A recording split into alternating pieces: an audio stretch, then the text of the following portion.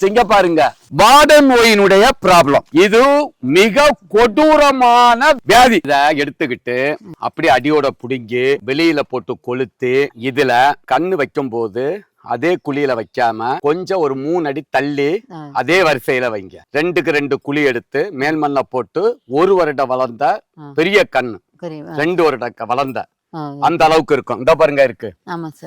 நம்ம கிட்ட 2 வருடம் வளர்ந்த கண்டு இருக்கு. அதான் பசுமை பூமியில குயிக்கர் அவதார். அதை நடுங்க. அடியில நடும்போது இந்த நோய் வராம இருக்கிறதுக்கு அங்குசம் 1 கிலோ, அதோட எண்ணெய் எடுக்காத வேப்பம் புண்ணாக்கு 1/2 கிலோ. அடுத்து இந்த பூச்சியை கட்டுப்படுத்துறதுக்கு ட்ரைகோடெர்மா விரிடி 1/4 கிலோ, வேம் 1/4 கிலோ. அத காஞ்ச குப்பை சாணியோட கலந்து 2 அடி நீள அகலம் எடுத்து மேல் மண்ணை 1 அடி போட்டு வளர்ந்த தென்னங்கண்டு குயிக்கர் அவதார போட்டு பக்கத்துல 1 அடி தள்ளி 2 அடி தள்ளி 2 வாழைக்கட்டையும் போட்டு விடுங்க.